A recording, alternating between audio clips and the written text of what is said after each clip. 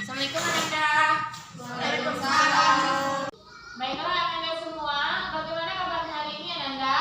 Alhamdulillah baik, Bu. Ya, baik hari ini. Nah, baiklah, apakah ada yang tidak hadir dari Ananda? Tidak, Bu. Sebelum memulai pelajaran hari ini, Ibu minta kepada ketua kelas untuk memimpin doa agar pelajaran kita hari ini lebih diridhai Allah. Kepada ketua kelas, silakan memimpin doanya. Sebelum kita belajar, marilah kita berdoa. Berdoa mulai. Berdoa selesai. Nah, terima kasih kepada ketua. Baiklah, Anda semua, apakah sudah siap untuk mengikuti pelajaran hari ini? Siap, Bu. Jika sudah siap, silakan buku-buku atau apapun yang tidak berkaitan dengan pembelajaran kimia, silakan disimpan lebih dahulu, supaya Anda semua lebih fokus untuk menerima pelajaran dari Ibu. Ada yang masih ingat pelajaran kita minggu lalu? Masih, Bu. Iyalah, apakah pelajaran kita minggu lalu? Yaitu tentang penyetaraan reaksi redoks, Bu. Benar sekali ya, minggu kemarin kita udah belajar tentang penyetaraan reaksi redoks. Ibu minta kepada Ella untuk menjelaskan apa itu reaksi redoks yang setara. Reaksi redoks yaitu di dalam suatu persamaan reaksi terkandung hukum-hukum interaksi materi, antara lain hukum kekekalan massa dan hukum kekekalan muatan. Benar sekali ya Ella. Reaksi redoks dikatakan setara apabila sudah memenuhi hukum kekekalan massa dan hukum kekekalan muatan. Baiklah Ananda, kan Ella tadi sudah menjawab bahwa minggu kemarin kita sudah belajar tentang penyetaraan reaksi redoks. Untuk hari ini kita masuk ke materi baru ya, yaitu tentang sel volta. Anda semua, siapa yang tahu contoh penerapan sel volta dalam kehidupan sehari-hari? Baterai dan aki, Bu. Betul sekali ya, Puput, bahwa contoh penerapan dari sel volta adalah baterai dan aki. Aki ini dapat kita temukan pada sepeda motor yang Anda gunakan. Pasti semua di sini sudah punya sepeda motor kan? Belum ya? Belum, Bu.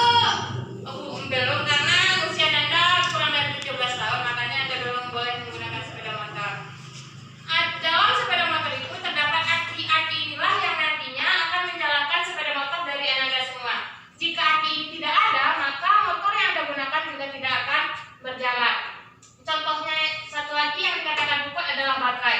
Baterai juga merupakan salah satu contoh penerapan dari sel volta. Baterai ini biasa kita gunakan pada contohnya dalam kehidupan sehari-hari seperti senter atau tidak mobil anak-anak yang menggunakan baterai untuk menjalankan mobil-mobil yang tersebut.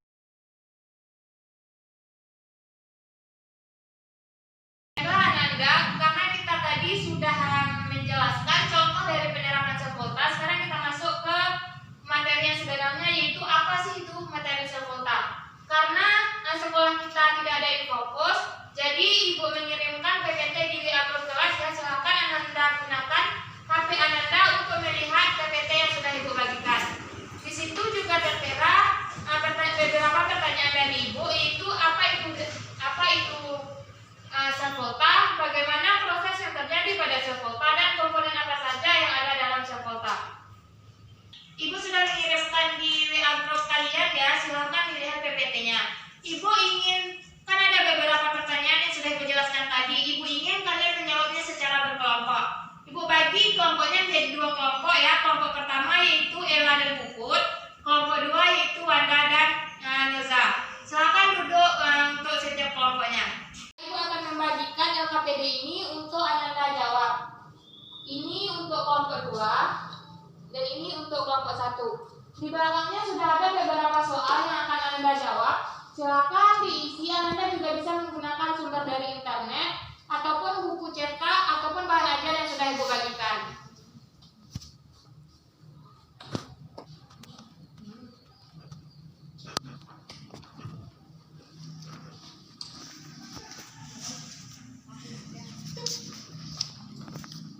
Apakah Anda semua bisa menjawab LKPD yang Ibu berikan atau ada yang ingin ditanyakan Anda? Izin bertanya, Bu. Iya, Noza. Noza, apa yang ingin ditanyakan tadi, Noza? Reaksi pada logam Ag dan Cu tersebut bisa terjadi. Oh begitu. Reaksi yang terjadi pada logam Ag adalah reaksi oksidasi, sedangkan pada logam Cu terjadi reaksi reduksi. Logam Cu mengalami reaksi oksidasi karena Ag terletak di sebelah kanan Cu dari deret volta, sehingga Ag bertindak sebagai katoda. Pun juga dengan Cu terletak di sebelah kiri Ag di deret volta, sehingga logam Cu bertindak sebagai anoda. Suatu logam mengalami reaksi oksidasi maupun reaksi reduksi tergantung pada deret volta yang kita lihat. Jadi pada sel volta ini kita harus bisa menghafal dari sebelah kiri ke kanan dari sel volta. Apakah Anda sudah paham semua dengan yang Ibu jelaskan tadi dari pertanyaan Noza? Paham, Bu. Baiklah Anda, untuk menjawab LKPD waktunya sudah habis ya. Jadi Ibu akan menunjuk salah satu dari kelompok untuk menampilkan hasil LKPD yang kalian sudah jawab tadi.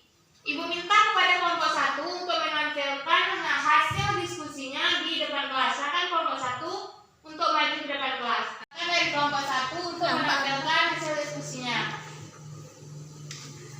Baiklah, kami akan menampilkan hasil diskusi kami, yaitu nomor 1. Apa yang dimaksud dengan sel elektrokimia? Jawabannya, sel elektrokimia adalah suatu alat yang mampu menghasilkan energi listrik dari reaksi kimia atau menggunakan energi listrik untuk menjalankan reaksi kimia. Nomor 2. Apa yang dimaksud dengan sel volta? Sel volta adalah rangkaian sel yang dapat menghasilkan arus listrik yang terjadi perubahan dari reaksi redoks menghasilkan arus listrik, di mana elektroda positifnya adalah katoda dan elektroda negatifnya adalah anoda. Nomor 3. Tuliskan komponen-komponen rangkaian sel volta. Jawabannya, voltmeter, anoda, katoda, jembatan garam, dan kawat penghantar. Nomor 5. Jelaskan fungsi komponen-komponen dalam rangkaian sel volta. Jawabannya, 1. Voltmeter berfungsi untuk mengukur besarnya potensial listrik atau mengukur adanya arus listrik. Nomor 2. Jembatan garam berfungsi untuk menjaga kenetralan muatan listrik pada larutan. Nomor 3. Anoda. Anoda elektroda negatif, tempat terjadinya reaksi oksidasi. Katoda, elektroda positif, tempat terjadinya reaksi reduksi. 5. Kawat penghantar berfungsi untuk mengalirkan elektroda dari anoda ke katoda. 1. Reaksi apa yang terjadi pada logam Ag? Kenapa demikian? Jawabannya, reaksi oksidasi karena logam Ag terletak di sebelah kanan dari Cu di deret volta, sehingga logam Ag bertindak sebagai katoda. 2. Tuliskan reaksi yang terjadi pada logam Ag.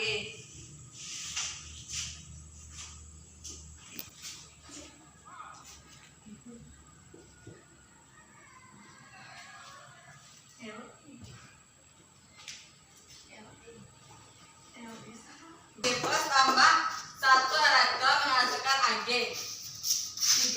Reaksi apakah yang terjadi pada logam Cu? Kenapa demikian? Jawabannya, reaksi reduksi karena logam Cu terletak di sebelah kiri dari Ag di deret volta, sehingga logam Cu bertindak sebagai anoda.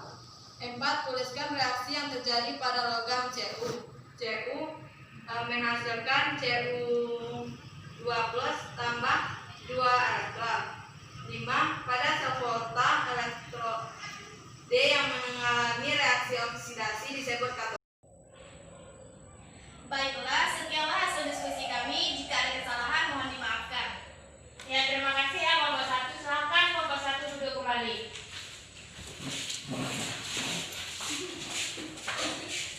Apakah dari kelompok lain ada pertanyaan atau apakah kelompok lain sudah sesuai jawabannya dengan kelompok 1? Sudah, Bu. Ya, kalau sudah, Ibu rasa jawaban dari kelompok 1 sudah benar ya, dengan jawaban dari LKPD yang telah mereka tampilkan. Tapi untuk lebih jelasnya, Ibu akan menjelaskan di papan tulis. Baiklah, karena Anda tadi sudah menjawab LKPD yang Ibu berikan, maka Ibu akan memperjelas lagi jawaban dari LKPD yang sudah Anda jawab. Pada hari ini kan kita belajar sel volta. Sel volta itu merupakan bagian dari sel elektrokimia. Sel elektrokimia terdiri dari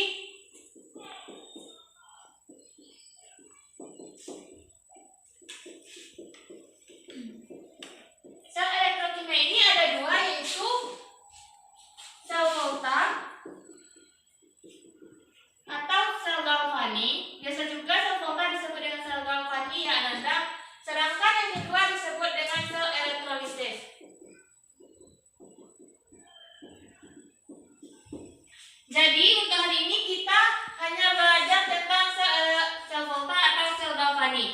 Sel volta merupakan perubahan energi kimia menjadi energi listrik.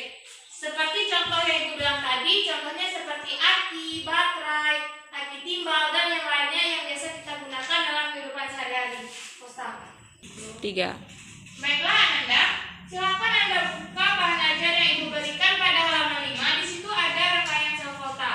Sel volta ini memiliki rangkaian ya Ananda. Silakan Ananda lihat rangkaian pada sel volta.